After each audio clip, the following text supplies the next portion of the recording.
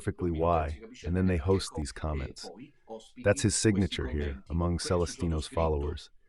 Thank God, I must say to all of you today that on Thursday there's prayer and watchfulness for my spiritual path and my spiritual children. Then there are the crazies. It may be that this won't rectify things, saying that he doesn't know this guy.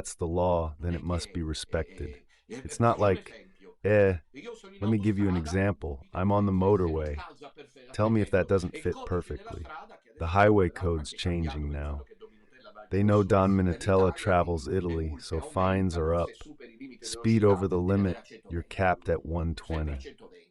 C'hai il Always at rettilineo, che ne 120, so there's the io, straight bit, Cuneo, Cuneo Torino, and che puoi andare Turin, a 160 where you can easily tranquillamente, nel go at senso che se 160. sei I bravo, mean, esperto, if you're stai skilled, attento, non c'è experienced, bisogno di careful, rallentare a there's no need to 120, ti slow sembra down che to stai andando proprio 120. It piano. feels like you're Comunque going sia, really io non voglio slowly. discutere su Anyway, quello, I non don't mi want to voglio argue invocare, about ti that. sto Don't get portando me un wrong, I'm just giving an esempio, e che è example. quello. Allora, c'è And what is scritto nel that? codice della strada So it che says in the highway code that if you articolo exceed tot, article virgola whatever del of the CDA, il CDA, the codice del CDS CDS, code, the codice della highway strada, code, no? Che poi ha le ricadute penali. Allora with c'è penal scritto lì, consequences. non puoi So superare i it says 130 there, km. You can't go over 130 kilometers. It says 130 kilometers.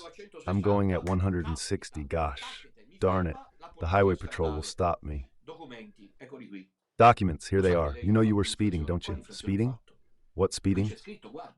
And here it says, look at the sign there. You see it's shown again. You see the whole route. It says you can't go beyond 130 kilometers. Miles. Where does it say miles? km. km doesn't mean kilometers. km means how come. And so a process begins, a legal proceeding, a debate opens, and canon lawyers arrive, Ghirlanda Boni, Gerardina Boni. Cardinal Bork intervenes, Cardinal Sarah, because what is km, which means kilometer, the driver interprets it as and sees it as how come. Il conducente lo interpreta come e lo vede come mai, KM, come mai. km, how come? Come la mettiamo? La mettiamo. How to put it? Let's say that unless we're Martians, km means kilometer. And so I've had an inflation and I have to pay because it's expected that dura lex sed lex. Bless.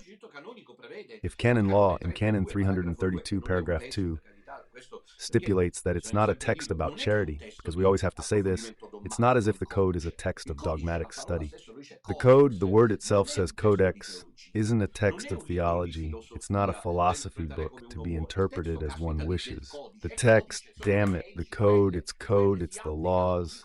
Those are applied as they are on the muneri renunzi et. Muneri, you see? It doesn't say ministry, it says muneri. So even if munus and ministry are equivalent, how are they equivalent?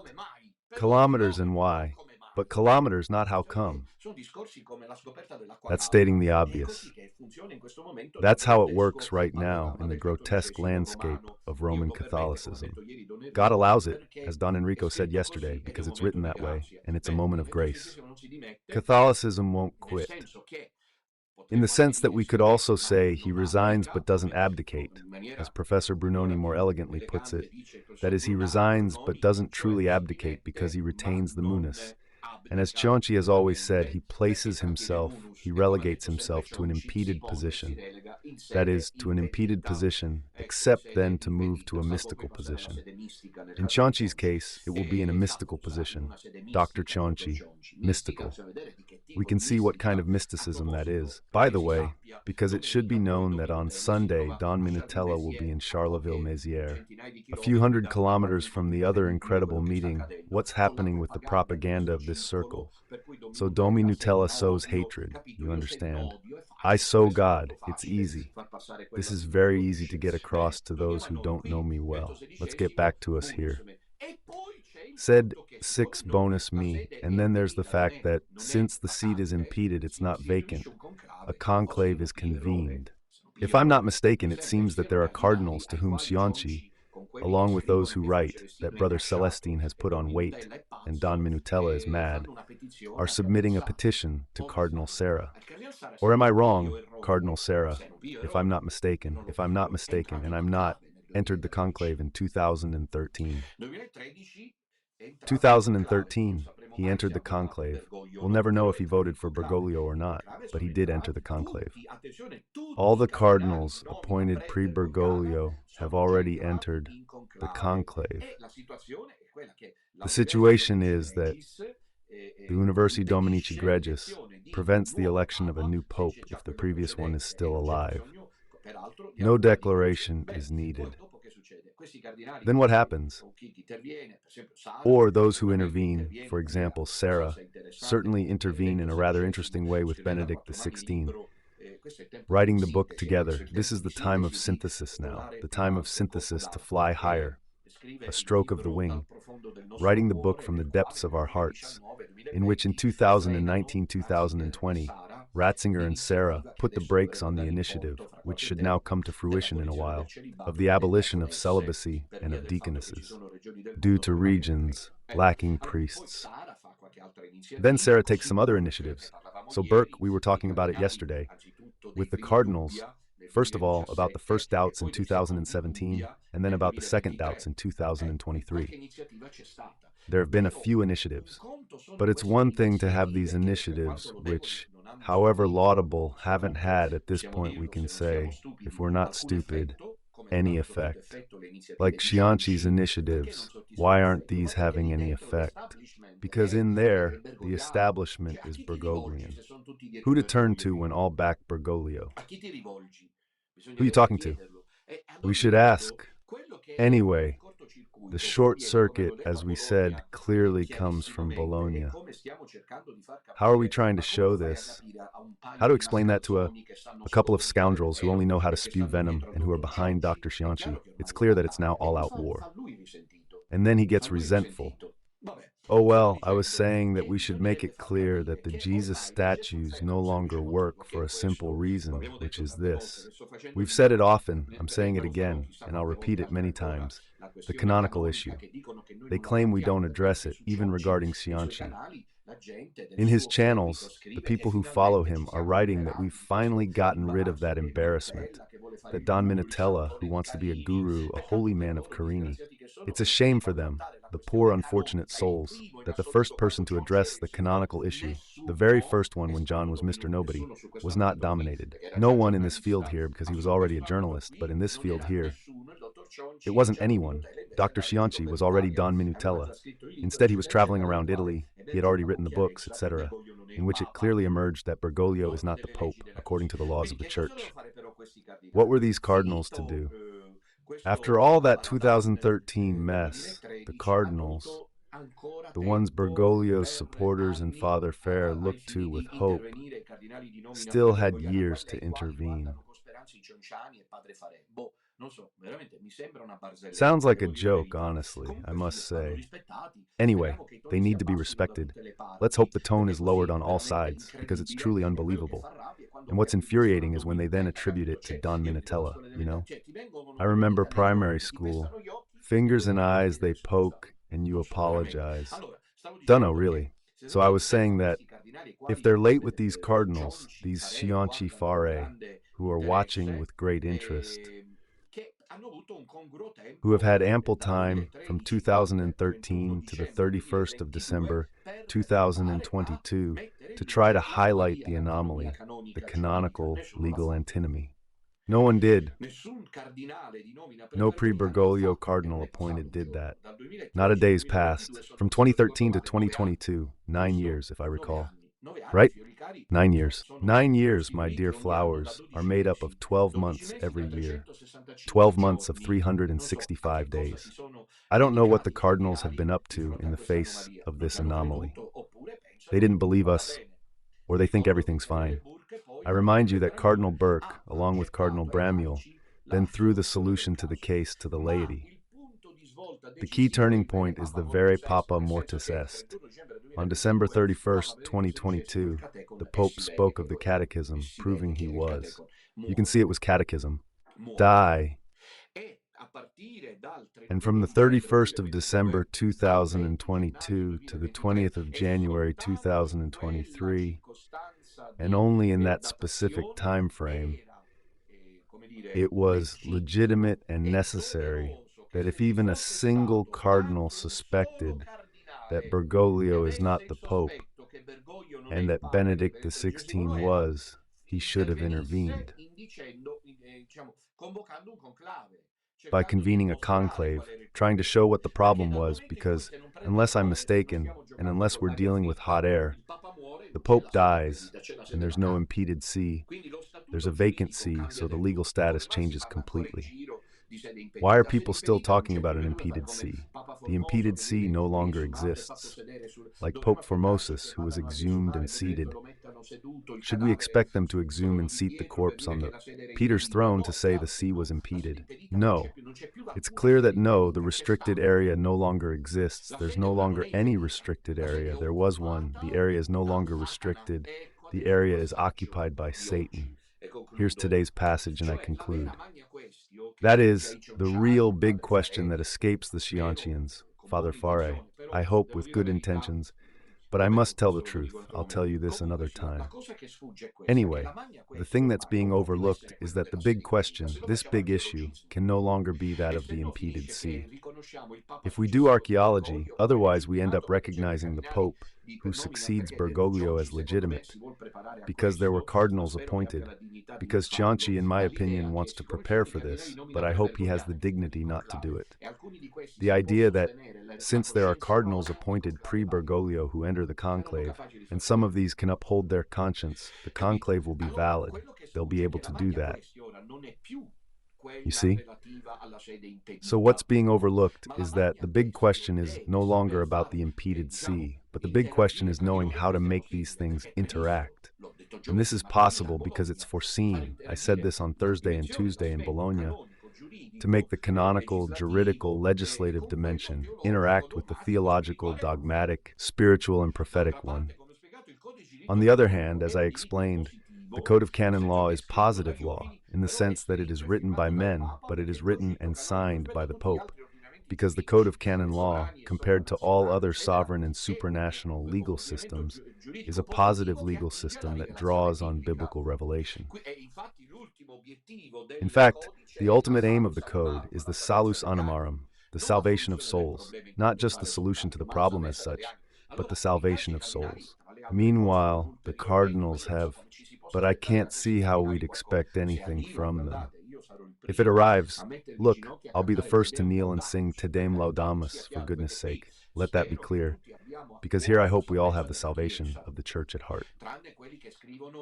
Except those who write about Celestino or Don Minutella, about Celestino's dirtiness or Don Minutella's mother.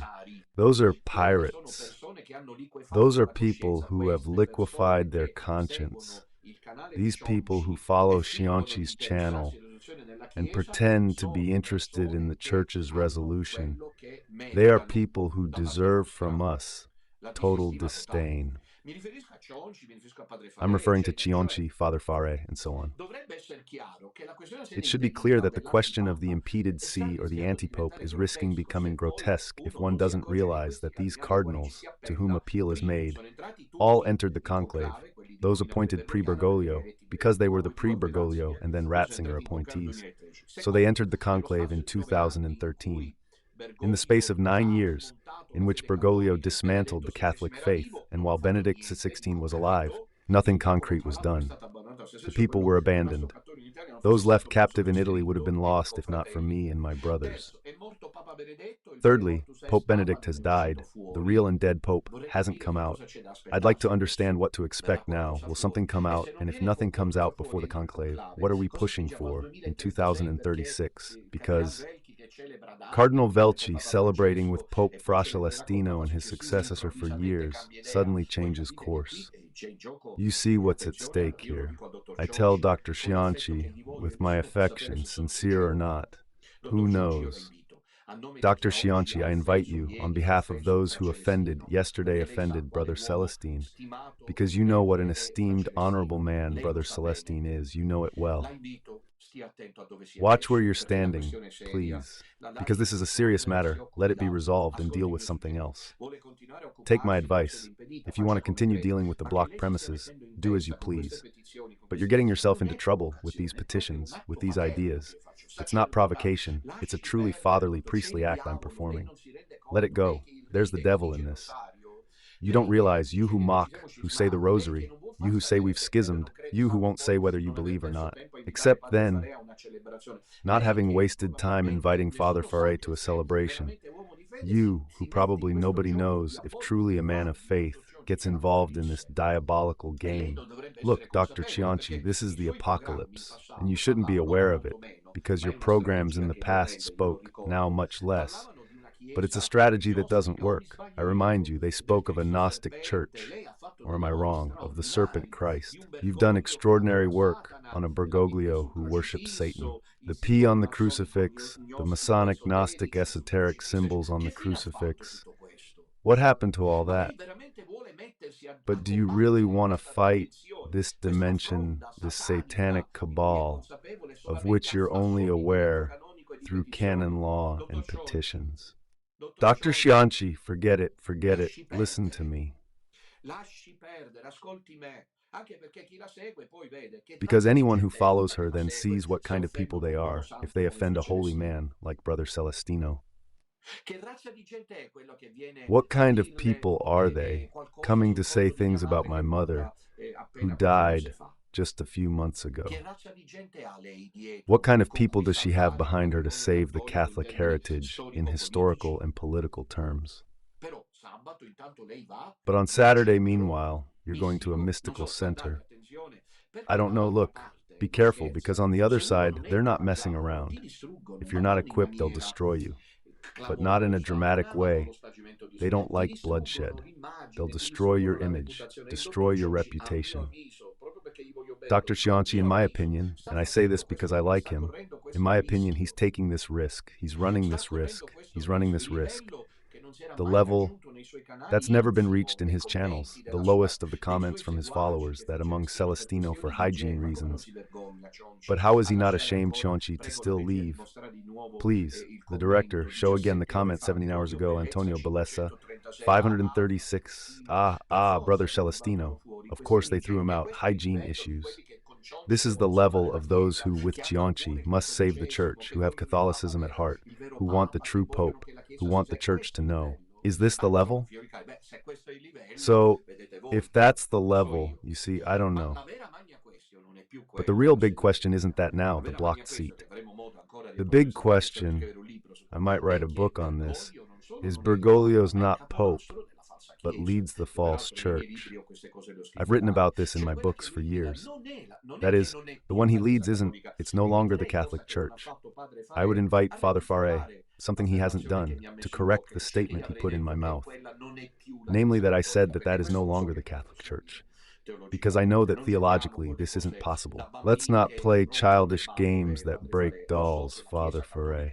I know the Catholic Church remains such if it is so until the end of time. I said something else that's not.